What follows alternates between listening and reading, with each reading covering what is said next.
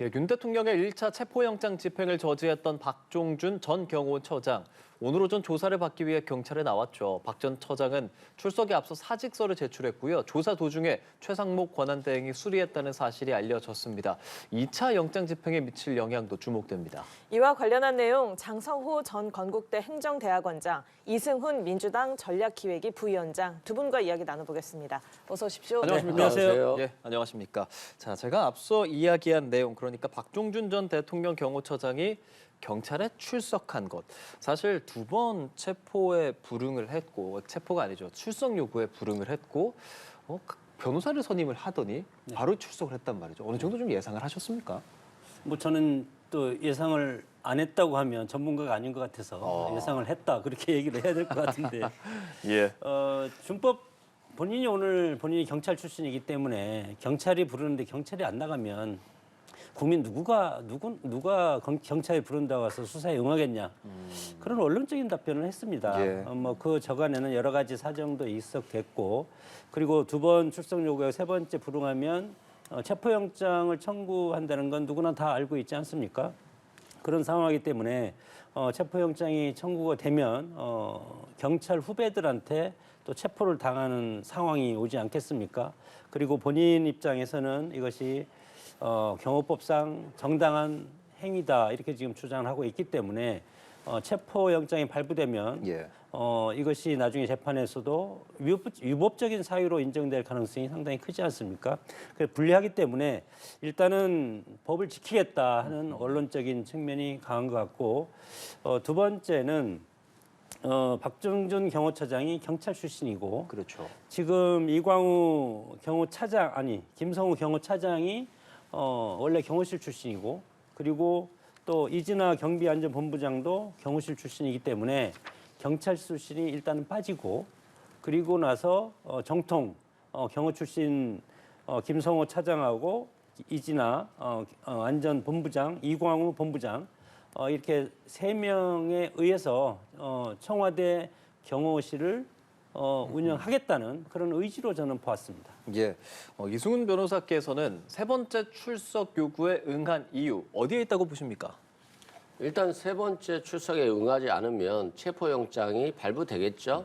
그래서 일단 체포되기 싫은 거다라고 이제 쉽게 보면 생각할 수 있는데 얼마 전까지 대통령의 안전에 신명을 가하겠다, 경호를 포기할 수 없다, 이건 직무유기다라고 강하게 발언을 했기 때문에 저는 개인적으로 체포영장이 발부되더라도 대통령과 같이 운명을 같이 하지 않을까 뭐 이런 생각을 좀 했었어요.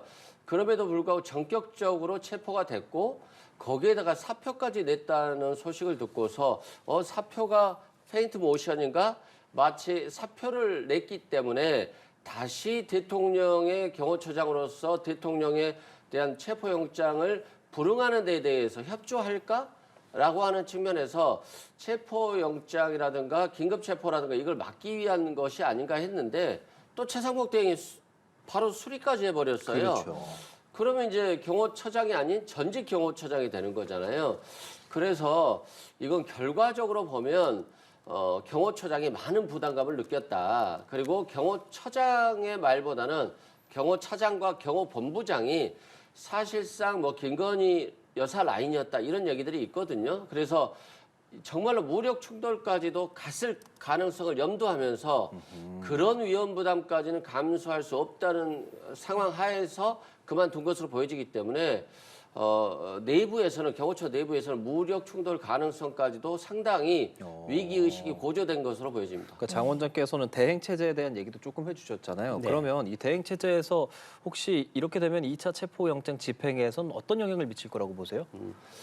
일단은 뭐 큰 영향은 없겠죠. 체포를 하지만 다만 더 강성으로 저지할 가능성이 있을 것 같아요. 그래서 경호차장이 사실상 대응을 주도하기 때문에 예. 저번에 화기 소지를 했다 안 했다 이런 논란이 좀 있었어요. 근데 경호처장 같은 경우는 확실하게 화기 소지를 하지 않았다라고 했었는데 사실상 지금 뒤로 들려오는 말들은 화기 소지를 했다는 말이 있어요. 그리고 이걸 경호차장과 경호본부장이 경호처장과 상관없이 실행했다 이런 말이 있거든요. 그런 측면에서 무력 충돌 가능성이 좀 더 커졌기 때문에 앞으로 집행에 있어서는 조금 다소 집행 시간이 오래 걸리더라도 화학이라든가 이런 무력적인 충돌보다는 인해 전술을 통해서 사람을 한 명씩 현행범 체포해서 빼내는 방식으로 체포영장을 집행해야 될 가능성이 높아 보입니다. 예, 윤 대통령에 대한 2차 체포영장 집행을 앞두고 경찰의 움직임도 감지되고 있습니다.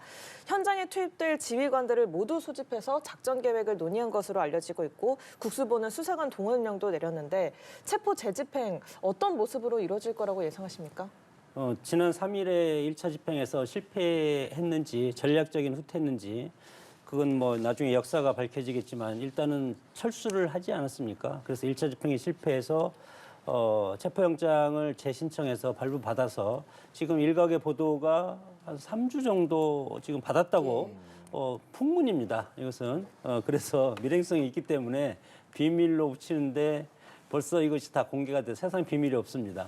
그래서 지금 3주라고 설 명절 직전까지라고 저 SNS에 본 겁니다. 예. 제가 들은 것은 아니고 그렇기 때문에 지금 그렇게 서두르지 않는 것 같고 이번 주도 넘겨서 다음 주쯤 한번 여러 가지로 지금 고려를 하는데 지금 변수가 터지지 않았습니까? 박정준 경호처장이 갑자기 사직 처리가 돼서 예. 저는 이것이 개인적으로 보면은 전략적 후퇴라고 봅니다. 전략적 후퇴로 경찰 출신이 빠지고 왜냐하면 경찰 출신의 경호처장이 경찰과 기동대와 맞붙는다는 것이 상당히 보기가 안 좋다.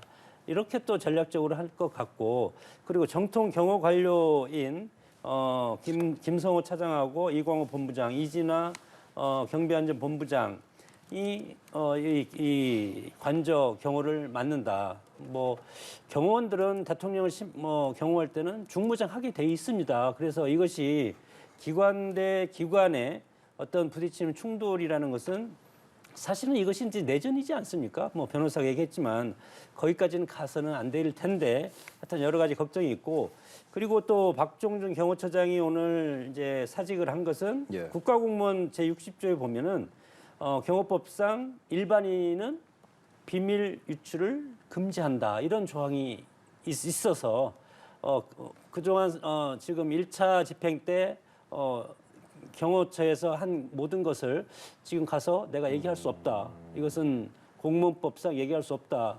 그런 차원에서 전략적인 여러 가지 이유로 전략적인 사퇴를 했다고 들었습니다. 예, 경찰이 대통령 관저에 근무하는 경찰 부대에 경호처에서 지원 협조 요청이 와도 반드시 보고 후에 지침을 따라라, 적법하게 근무해라 이렇게 지시를 했습니다. 2차 집행 어떤 방식으로 이루어지게 될까요? 네, 일단은 군대에서도 파견을 하고 경찰에서도 파견을 하는데 이는 경호처의 지휘를 받잖아요.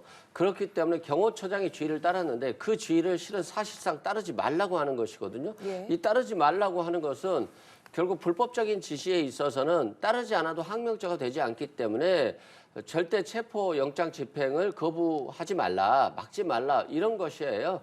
그래서 아마도 경찰에서 파견된 군대에서 파견된 부대원들 같은 경우는 적극적으로 체포영장 집행을 막지 않을 것 같고요. 다만 이제 경호처 소속으로 된 직원들은 아마도 좀 결사항전을 할 수 있을 것 같아요.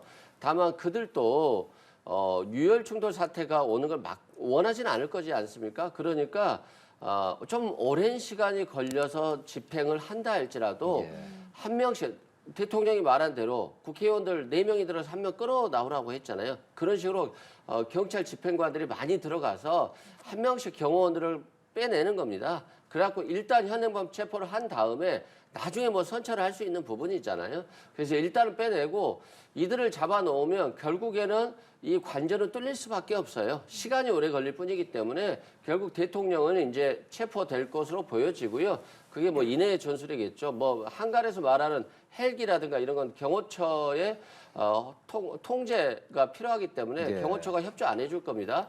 그래서 뭐 탱크가 들어간다, 헬기가 들어간다 이건 못하겠습니다만 시간을 가지고 체포할 것인데 이제 관건은 예. 대통령이 혹시 뭐 주변 관저에 있는 벙커로 들어갈 가능성도 배제할 수 없기 때문에 그건 좀 지켜봐야 될 것 같습니다. 변호사님 혹시 지금 그 체포영장에 대해서 윤석열 대통령 측에서는 부당하다. 헌재에다 권한쟁의 심판 넣지 않았습니까? 헌재에서 이제 심리 시작한다고 나오는데 어떤 결정할 거라고 생각하세요? 아마 이거 헌재에서 빨리 낼 수도 있을 것 같아요. 왜냐하면 이게 간단한 사안이거든요. 체포영장이라고 하는 것은 법원이 발부한 거잖아. 그러면 거기에 대해서 다투려면 법원에서 이의하고 다투어야 되는 것인데요. 헌재에 냈잖아요. 그러면 이건 대통령이 냈다 할지라도 윤석열 대통령이 낸 게 아니라 윤석열이 낸 겁니다. 이 윤석열 개인에 대한 체포영장이기 때문에 개인이 헌법재판소에 권한쟁의 심판을 제기한 건데 권한쟁의 심판이라고 하는 것은 국가기관 상호 간 또 국가와 지방자치단체 상호 간의 권한쟁의예요. 그럼 대통령 개인이 개인 자격으로 권한쟁의를 제기할 수 없잖아요. 그러면 각하해버릴 수 있거든요. 그러면 굉장히 빨리 결정이 나올 수 있고 이게 경호처 직원들이 버틸 수 있었던 것도 대통령에 대한 체포영장이 위법 무효라고 하니까 아닌 줄 알면서도 그것에 기대어 막고 있었던 거거든요. 근데 헌재에서 만약에 각하시켜버리면 경호처의 동요는 더 크게 될 것이고 결국 대통령은 체포될 것이다. 단지 시간을 지금 끌고 있을 뿐이다라고 생각합니다. 이게 법적인 결정이 필요해서 뭐 지금 확실하게 말할 수는 없습니다만 뭐 법조인으로서 이승훈 변호사께서 주신 말은 이제 각하될 가능성이 크다는 얘기인데 만약에 그렇게 된다면 윤석열 대통령 측은 인정을 좀 하겠습니까? 인정 못할 겁니다. 물론 뭐 요즘은 이제 법조인 변호사님들께서 상당히 해석을 하는데 다 다르지 않습니까? 그렇죠. 요즘은 예. 뭐 예를 들어서 뭐 보수층을 대변하는 변호사님과 민주당을 대변하는 변호사님이라든가 그 설이 또 다 다르기 때문에 어떤 것이 맞는지 일반 국민들은 참 헷갈릴 가능성이 상당히 크지 않습니까?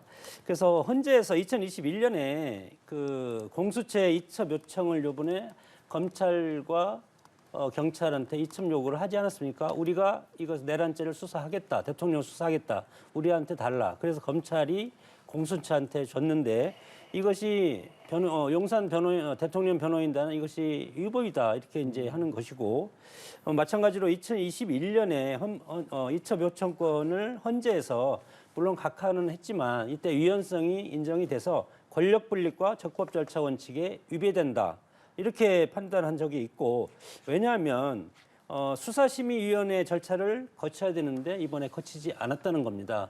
그렇기 때문에 이것이 2022년 10월에 도입된 기구인데 이첩 요청권 심의를 공수처법 제24조 1항에 이것을 이제 규정을 해서 이것을 해놓았는데 이런 절차를 이제 빠뜨리고 했다는 그러기 때문에 피의자의 신체의 자유 등을 침해할 우려가 있다.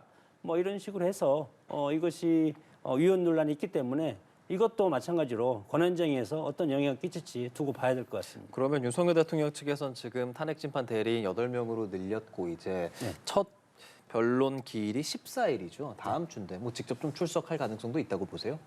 지금 뭐 체포영장이 발부되고 집행을 하겠다고 하는데 나갈 수가 있겠습니까? 지난번에 윤곽근 변호사도 마찬가지로 헌재에 나가려면 여러 가지 법적인 걸 비롯한 부대적인 상황이 어느 정도 정리된 다음에 나갈 수가 있다.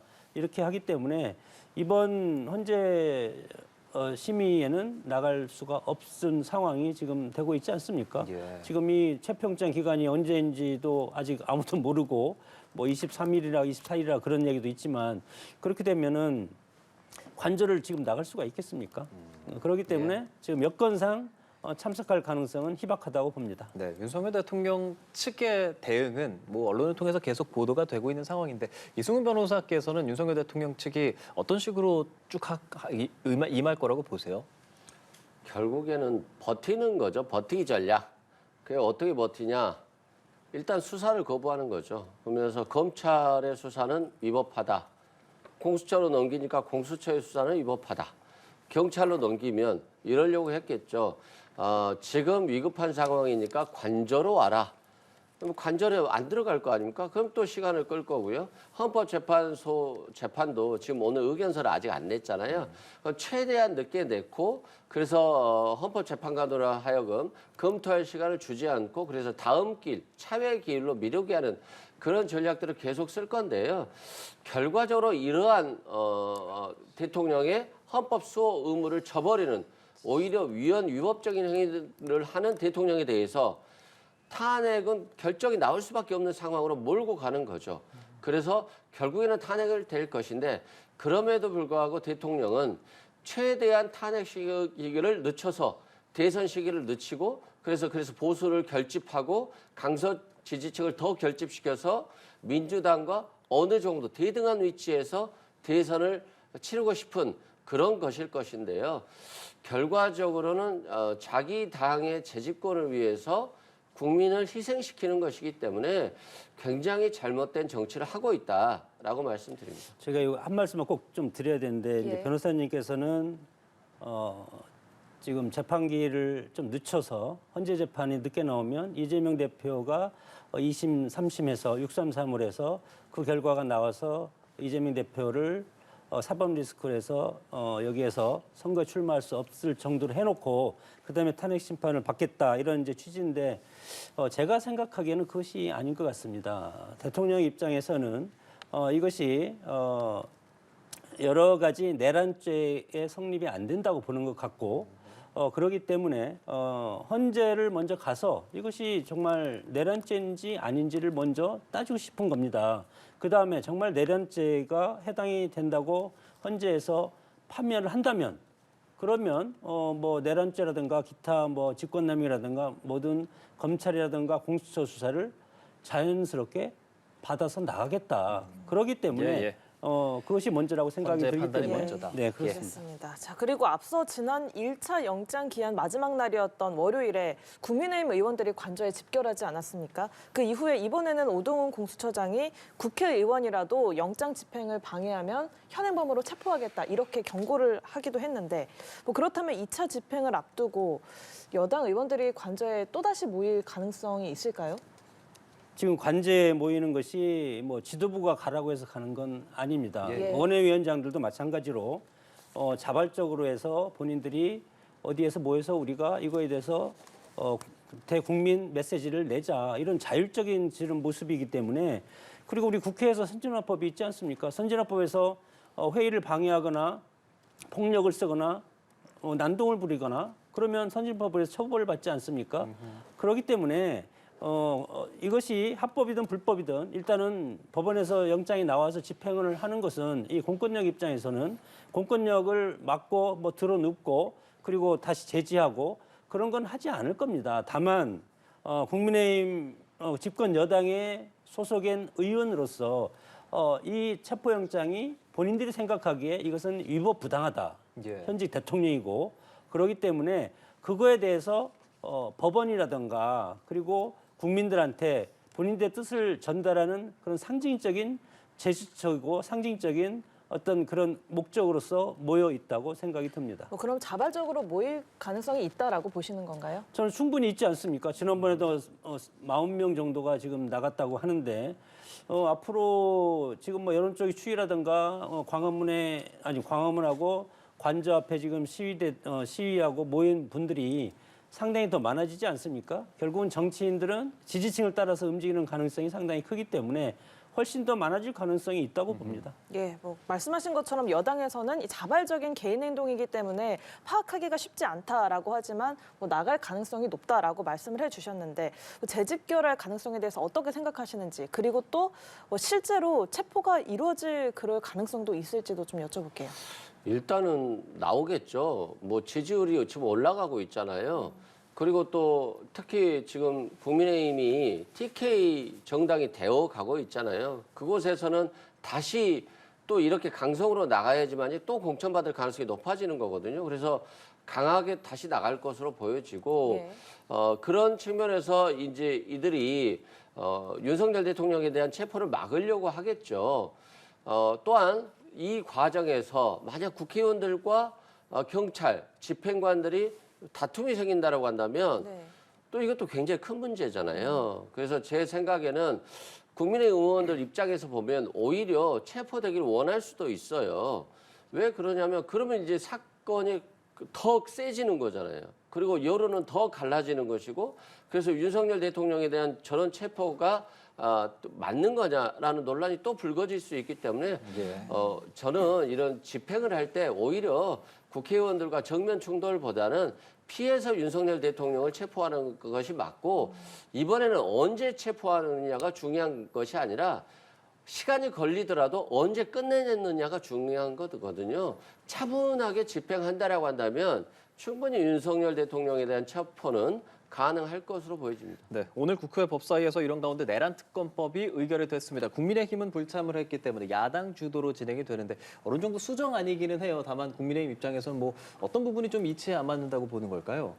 글쎄 그게 수정안이라고 뭐 전혀 저는 뭐 당에서도 그런 얘기를 했지만 박스만 바꿨다고 하지 않습니까? 제목만 바꾸고 형식과 내용이 있는데 형식만 좀 바꿨습니다. 한동훈 전 대표 있을 때 제3자 추천 방식 대법원장 그거 하고 또 뭐 거부권 그런 것들을 이제 바꿨다고 하는데 그런 것이 중요한 것이 아니고 또 그거 있지 않습니까? 수사기관 인력 축소, 수사 인력을 205명에서 155명으로 줄였고 수사 준비 기간도 170일에서 150일 이것을 줄인 것은 저는 오히려 민주당을 위해서 줄인 것이 아닌가 생각이 들고 그런데 이제 중요한 것은 내용이지 않습니까? 내용과 그리고 특검이라는 것은 역대 보면은 지난번 드루킹 특검도 민주당과 국민의힘이 합의해서 특검이 이루어진 것 아닙니까?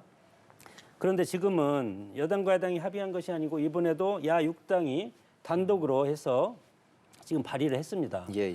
그리고 발의를 해놓고 국민의힘 너희들 오려면 오고 말라면 마라 이렇게 이제 얘기하는 건데 국민의힘 어떻게 갑니까 여기에? 왜냐하면 뭐 제3자 특검 좋습니다. 공정하게 저는 보이지만 그 내용을 들어가 보면은 이게 뭐 지난번과 비슷합니다. 그래서 무제한 특검을 할 수 있고 그리고 내란죄와 관련된 전부를 또 수사할 수 있고 그리고 또 여러 가지 그때그때 특검에 의해서 대국민 브리핑을 할 수가 있고 그리고 또 국가안보와 관련해서 훼손할 수 있는 것이 국가기밀보호법이라든가 국가정보원상 수사제한 규정을 모두 이제 삭제하고 뭐 이런 것들이 있고 김건희 여사 특검법도 마찬가지로 15개고 내란 특검도 14가지였지 않습니까 지난번에. 그런데 이런 것들이 거의 바뀌지 않고 그냥 형식만 바꿨기 때문에 국민의힘 입장에서 이것을 받을 수가 없다고 봅니다. 예, 내란 특검법에 대해서 국민의힘 입장 들어봤고요. 자, 이승훈 변호사께서는 어떤 말씀하시겠습니까? 이거 과거에 국민의힘에서 했던 특검 정도 수준이에요. 거의 똑같아요. 근데 이걸 이제 뭐 위헌위법적이라고 한다면 뭐 특검 하고 싶지 않은 거죠. 뭐 최대한 시간 끌자라고 하는 것인데 결국 국민의힘이 대통령과 배를 같이 하고 있다 이런 생각이 들고요. 과거에는 드루킹 특검도 그러고 최순실 국정농단 특검도 그러고 다 야당에서 특별검사를 추천을 했어요. 근데 이번에는 대법원장에게 추천권을 넘겼습니다. 대법원장은 윤석열 대통령이 임명했고요.